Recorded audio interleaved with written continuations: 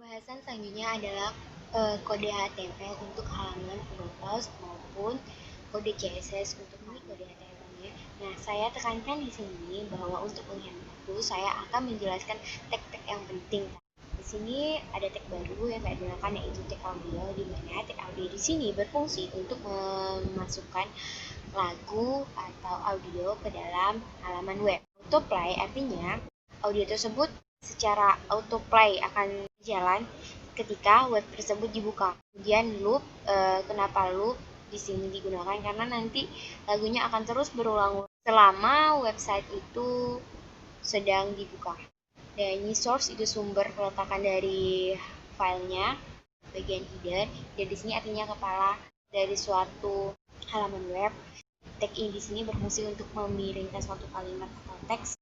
Di sini ada div di sini berfungsi untuk kayak kotak yang nampung apapun. Div di sini tidak akan nampak saat di dalam halaman HTML-nya, tapi ketika didesain nanti tag div-nya baru kelihatan nih fungsi dari tag div-nya. Oh iya, saya jelaskan satu lagi, di sini ada kelas. Kenapa kita menggunakan attribute kelas? Nanti akan memudahkan kita untuk mendesain secara spesifik bagian-bagian style-style yang akan kita berikan di file CSS. Di sini ada tag tool, di mana fungsi dari tag tool ini untuk membuat garis bawah tag tabel.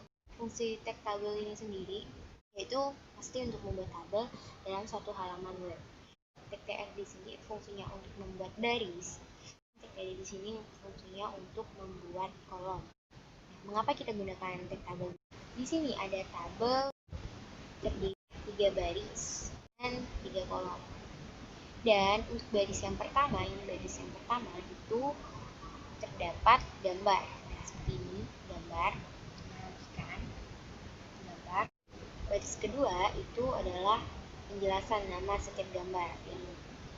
Yang ketiga itu barisnya tentang hyperlink. Nanti ketika diklik ini ada hyperlinknya. Oke, ketika diimplementasikan hasilnya jadi seperti ini. Tadi kolom pertama, kolom kedua, kolom ketiga, baris pertama, baris kedua, baris ketiga. Tag selanjutnya tag A, enter, sebagai membuat hyperlink ya. Target blank artinya ketika nanti diklik akan memunculkan tab baru halamannya yang dikunjungi. Oke, sama juga untuk tag dari tabel fungsinya kayak ini nampak tabel. Yang tadi kenapa nggak kelihatan tabel, karena kita tadi desain bordernya tidak dinampakkan. Kemudian di sini tabel terdapat ada baris pertama itu keterangan, kemudian baris kedua itu isi-isinya, baris ketiga dan sampai seterusnya. BR sama untuk kayak jarak kayak gini nih. Enter, kita enter ada jarak, itu fungsi dari tag BR. Nah, kalau tadi UL sekarang ada order list, artinya tuh urutannya terurut kayak gini. Defaultnya kalau terurut tuh 1, 2, 3, jadi kita nggak butuh kayak A, B, C, D tuh tergantung tipe yang kita inginkan. Juga H3 ya, sama untuk buat judul atau subjudul. Untuk footernya terakhir tag footer ya. Tag footer ini fungsinya ya basic untuk kaki dari halaman website tersebut. Nah, di sini bagian kakinya. Biasa di dalam footer ini kita informasikan tentang email, sosial media, nomor handphone, alamat bahasan tentang file CSS pada package.us. Nah, di sini untuk pertama kita set seluruh bagian halaman. Kita menggunakan, itu maksud dari tanda bintang itu kita set seluruhnya tanpa terkecuali. Kita set dimana kita gunakan properti box sizing. Properti ini fungsinya itu untuk membuat suatu div yang memiliki nilai lebar atau tinggi yang tetap. Nah, nanti ketika ada div lain di dalamnya akan kita masukkan ke dalam web atau ke dalam box border ini, maka dia tidak akan mempengaruhi nilai lebar dari box yang sudah ditetapkan.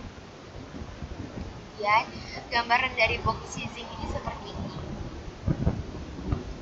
yang memiliki nilai value border box. istilahnya nanti di dalam web saya tuh gambaran umumnya kayak gini, dimana nanti ada margin, border, padding, terus konten yang saya isi di sini. Seperti ini gambaran. Ini karena kan pada saat ini saya udah kasih konten-konten isinya secara umum dan biasanya saya gambaran umum seperti ini. Kemudian margin ini, properti margin ini berfungsi untuk mengatur jarak tepi. Lihat, ini jarak antara ini dengan ini itu diatur oleh properti margin. Dan yang memiliki ukuran 0, jadi istilahnya antara border dengan garis ini tidak ada jaraknya. Kemudian untuk yang padding itu untuk ngatur spasi ruangan antar konten. Nah, ini border, ini konten, dia ngatur bagian antara jarak ini dengan ini. Fungsinya. Kemudian selanjutnya, kenapa dia bernilai 0 pixel, 0 pixel di sini? Artinya kita atur semua, mau top, mau bottom, maupun right dan left itu ukurannya 0, jadi tidak ada batasan, tidak ada jarak untuk setting seperti itu. Kemudian di body kita kasih setting background color untuk seluruhnya adalah warna pink seperti ini, agar ini terbelakang pewarnaan. Kemudian di sini ada kelas image 1, di mana fungsi dari kelas ini adalah mendesain logo.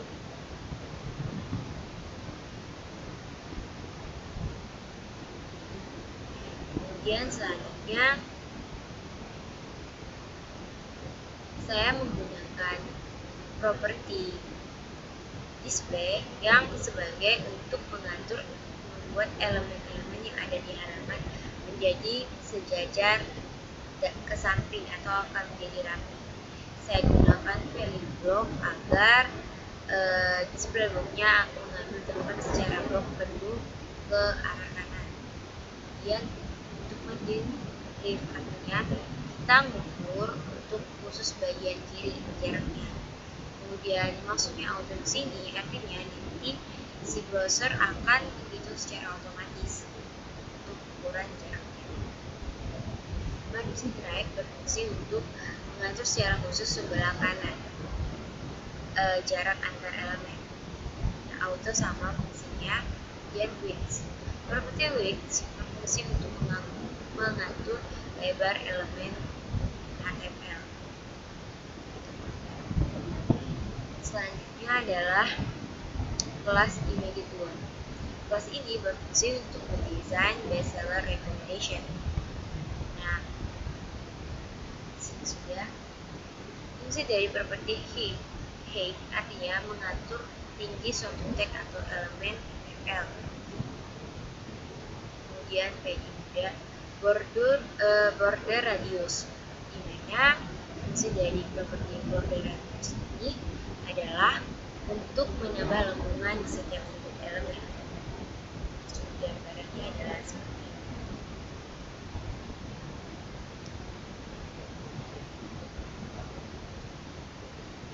Selanjutnya adalah kelas image 3. Kelas ini berfungsi untuk mendesain deskripsi tabel. Pada bagian tabel ini didesain ada ini, yaitu dengan ukuran lebar 200 pixel dan paddingnya diatur 20 pixel. Untuk speed 4 di sini sebagai untuk mendesain bagian tabel foto produk itu pada bagian sama ukurannya dengan sebelumnya. Selanjutnya untuk kelas pertama sini fungsinya adalah mendesain H1 atau titik besar seperti ini. Nah, yaitu text align berfungsi untuk mengatur posisi teks, dimana di sini kita kasih value center artinya berada posisi di tengah-tengah. Kemudian menggunakan font properti font family yang berfungsi sebagai menentukan atau merubah jenis font, yaitu kedua jenis font yang kita gunakan adalah lobster. Seperti ini bentuk fontnya. Selanjutnya untuk color. Color di sini properti berfungsi sebagai pewarnaan pada font. Nah, di sini saya warna merah teman. Outputnya adalah. Kemudian untuk kelas kedua, fungsi adalah untuk mendesain paragraf web pada bagian ini. Seperti ini. Kemudian seperti ini paragraf web. Nah, di mana posisi dari teks tersebut, teks lain adalah posisi dalam keadaan nilai justify, artinya rata kanan kiri. Di sini rata kanan. Kemudian word spacing. Fungsi dari properti word spacing adalah mengatur jarak antar kata. Jarak kata ini, kata ini. Selanjutnya adalah line height. Fungsinya adalah mengatur jarak antara paragraf satu dengan paragraf lainnya. Contohnya bisa kita lihat di sini. Antara paragraf ini.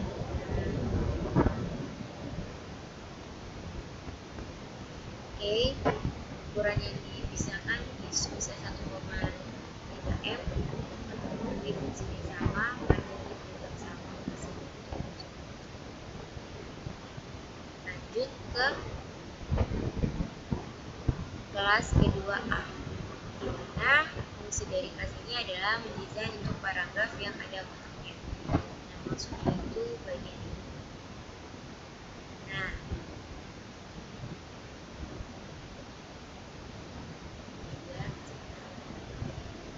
di sini kita menggunakan properti text align, sama tadi fungsinya sama.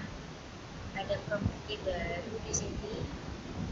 Ada satu fungsinya saja. Ini juga sama, desain untuk judul batas. Kita letakkannya di center, posisi nilai di tengah. Kemudian untuk kelas ketiga, fungsinya untuk mendesain list item. Maksudnya adalah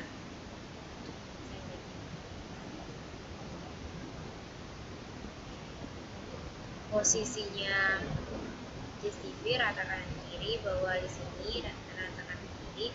Kemudian spesialnya ukuran jarak antar katanya adalah 1 pixel. Font family-nya jenis fontnya adalah Roboto. Ini juga fungsinya sama. Oke. Lanjut ke kelas keempat. Kelas keempat ini fungsinya untuk desain list juga. Sama sih fungsinya sebenarnya. Kemudian ini ada kelas default view, artinya dia bagian ini, kelas ini untuk mengatur gambar pada warehouse. Di sini ada properti baru. Intinya float ini adalah buat suatu elemen itu dapat mengambang. Nah, ini nilai mengambangnya atau floatnya sebelah kiri atau kanan. Sedangkan yang ini floatnya itu sebelah kanan. Seperti itu border radius yang teman-teman bagi setiap gambar pada elemen seperti ini. Oke,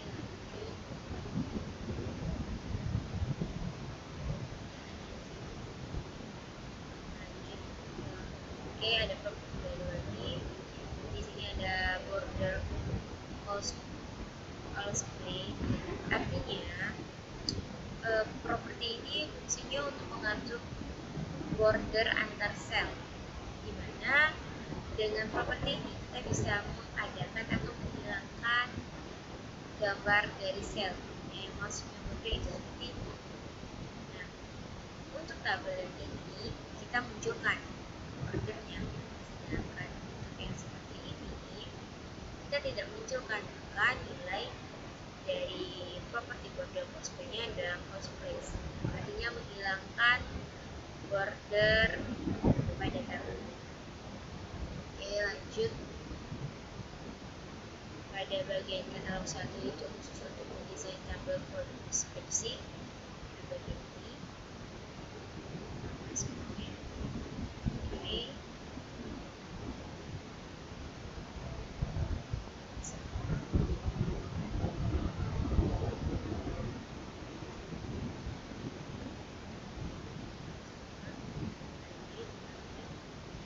Oke, untuk link data.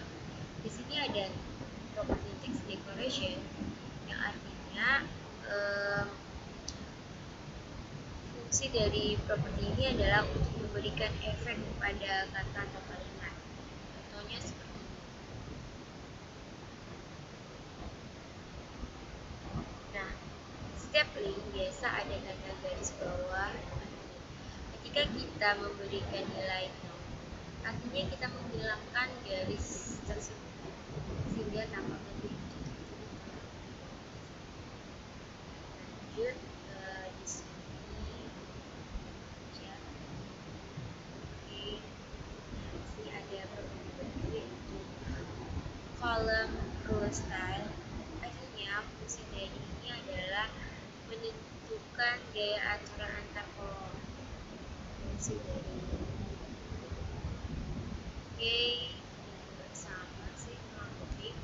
Saya gunakan properti yang sama, hanya dalam ukuran yang beda saja.